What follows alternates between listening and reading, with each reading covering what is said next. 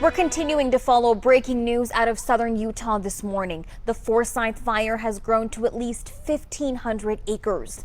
The Washington County Sheriff's Office says the number of homes destroyed is now up to 17, 5 more than what we told you last night. Containment is at 0%. Other buildings like barns have also burned. The town of Pine Valley, about 15 miles north of St. George, has been evacuated while firefighters try to save the rest of this community. So far, there are no injuries that we know of. Wind is a huge concern as an advisory goes into effect in just a couple hours and as a fire weather warning remains in place.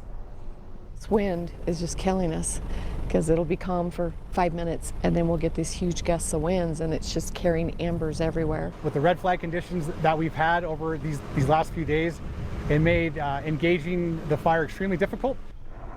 Along with the high wind, firefighters have been battling through steep, rocky terrain and high temperatures. FEMA officials on Friday morning authorized the use of federal funds to help with the costs of fighting this fire. The Washington County Sheriff's Office posted a response on Facebook regarding the firefighters battling the flames, saying, quote, "They lost structures. That is the worst of the worst in their world. I could see it in their eyes. They gave it their all and still lost to Mother Nature. I appreciate their efforts and will support them with everything we have until the firestorm is calm." I-80 is back open this morning after a fire broke out just west of the Saltaire. It's shut down both eastbound and westbound lanes for a while yesterday evening. Crews have been able to stop forward progression of the fire and are in the mop-up stage. I'm going to just point out a couple of the indicators that indicates plasma fire. That's ground scorch. The ground is electrified. You can see it burning across the surface of the ground there.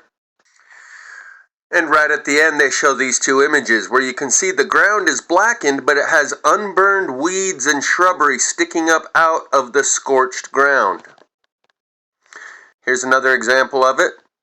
And if I was up close and could get you the forensic analysis, the up close video, I'll give you a couple more examples of this, which is what you would see if I got up close. Southern Utah is about 4 hours away. The one they showed you over there near Saltaire is about an hour drive from me. I'm sure by the end of this summer, there'll be one a lot closer that I can go up and show you more of the same patterns I've showed over and over. One more, we're still here at the same spot. This is the pattern that I showed you in a video titled "Two More Firefighters Armed with the White Hot Sword of Truth," where it just burns the inside and leaves a rim of unburned grass around the outside of the tuft of grass, which is like a grove of trees. And it repeats this over and over. In the middle, turn to ash.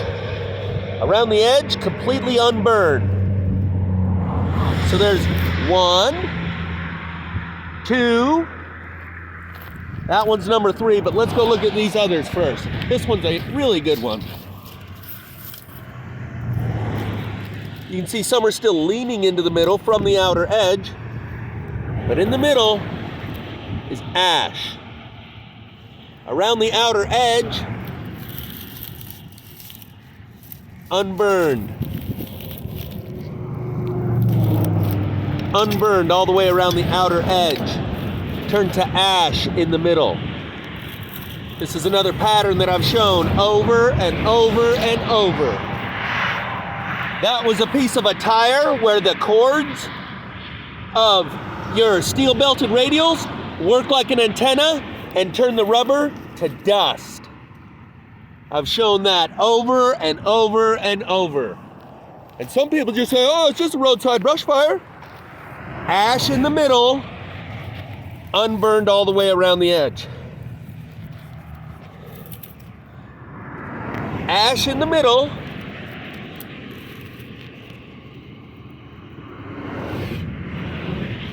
unburned all the way around the edge. Complete perimeter of unburned, and each tuft of grass just burns in the middle. Just burns in the middle. How many times do I have to show this? You have to be in a deep, deep denial to not see it. It's got a few that fell in the middle, so let's clear that out. Unburned all the way around the edge. ash in the middle. I pointed this out to the firefighters in that video that I titled, "Two More Firefighters Armed with the White Hot Sword of Truth." Ash in the middle, unburned around the edge. Ash in the middle, pull a couple pieces out so you can see that there's no weeds still sticking up in the middle there, only around the edge. Must I keep going?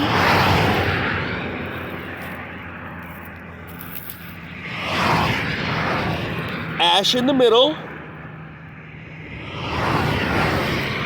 unburned weeds around the outer edge. I could keep going. I'm not gonna. You refuse to see it? That's your choice. This is the separation. Some people have already chosen their path.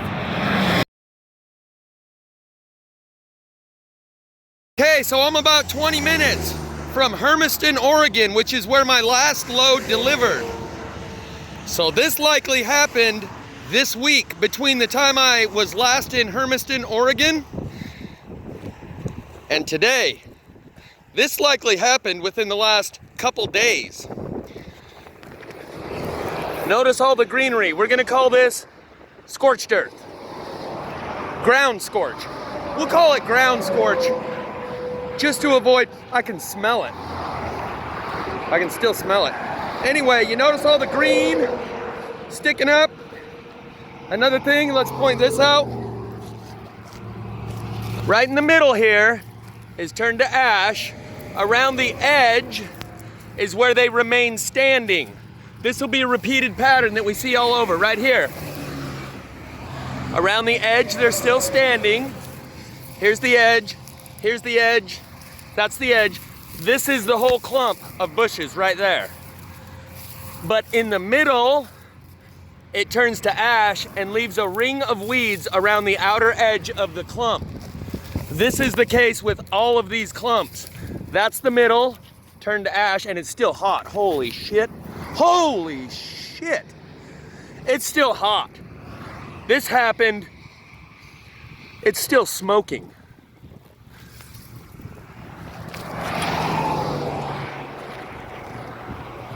And you can see, fire don't do that. This is ground scorch.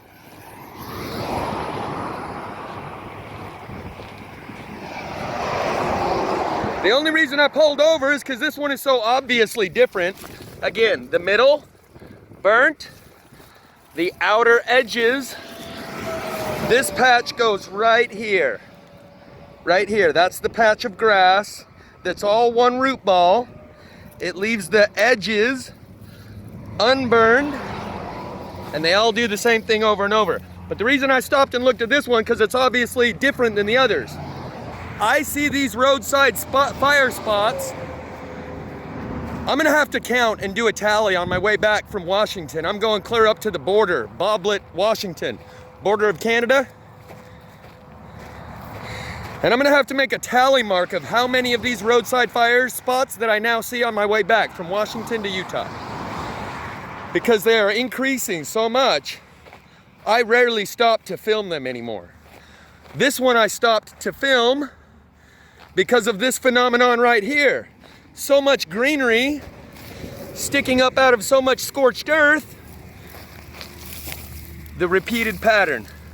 The middle's burnt out, the outer edge still has standing weeds. Now some of them, the whole things are still standing, but the ones that burnt to an extent, to a further extent, you'll see that pattern where the middle's burnt out. These burnt all the way down. But the ones that are in between this and that end up with just the middle of the patch of weeds burnt out. Here's a good example. The middle burnt out, the weeds around the outer edge of the clump still standing. This is the burn pattern that I saw in the middle of the freeway where there was car fire wreckage. And I told you I accidentally deleted that one, and that the next time I go to Montana, I'll film it again.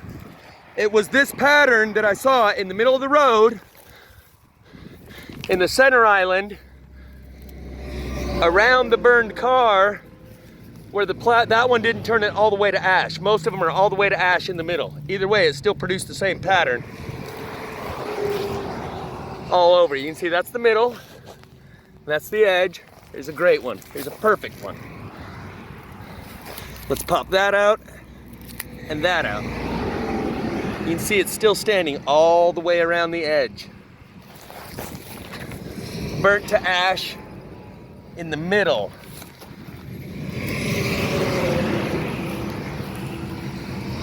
Okay. I won't just keep showing you the same thing over and over.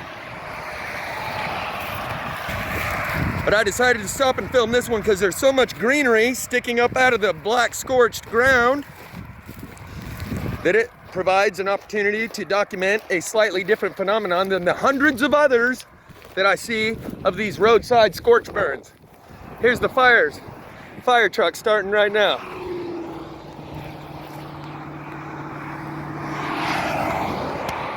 Looks like this happened today. They're here to handle it. Should I go talk to them?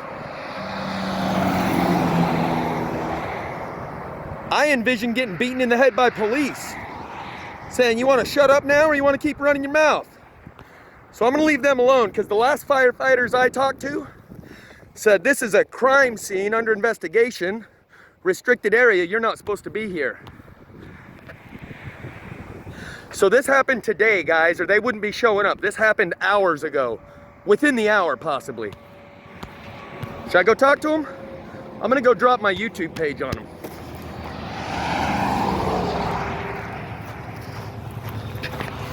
So I'm gonna keep the camera rolling while I talk to these guys, but just hold it down at my side so you can hear the info. But obviously, this just happened. Coincidence that I happen to be here right as it happens? No. You think these guys know that what they're looking at ain't fire? Probably. I've got another YouTube video called Arming Firefighters with the White Hot Sword of Truth. I'm gonna tell these guys maybe that subsonic base fire extinguisher. Pump up the base to douse the blaze is what they call it. So I'm gonna hold it down at my side now.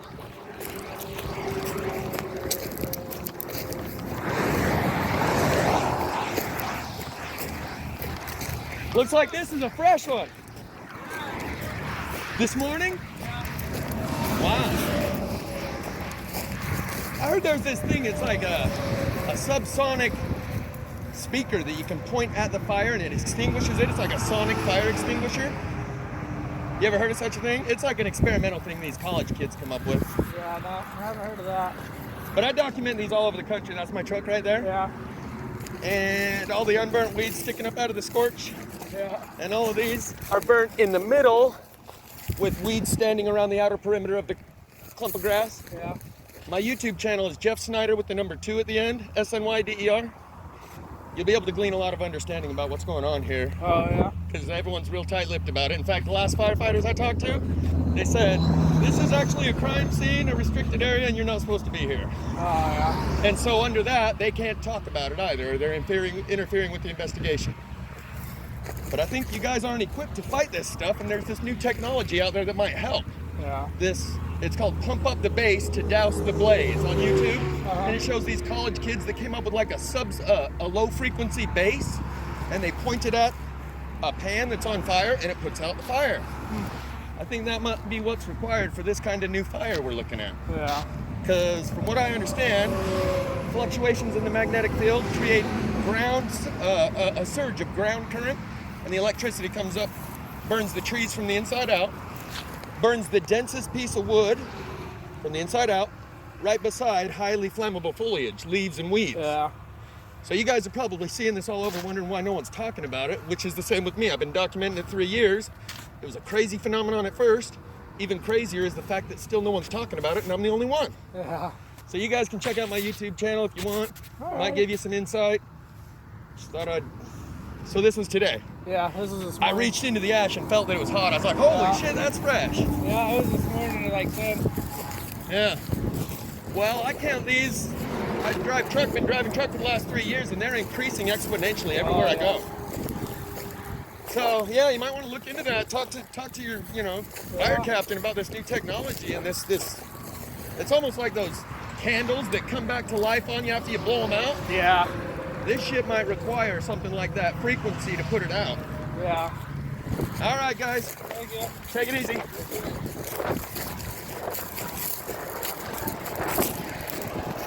And that's what's up. Arming firefighters with the white hot sword of truth. But just before I got out of my truck. So back to these fires here in Utah. You can see the weeds sticking up out of the scorched ground, which means if I walked up and got some close-up footage, you could probably also find that same pattern where these clumps of grass are burned in the middle, not around the outer perimeter. Also, the winds that coincide with these fires accompanied these fires.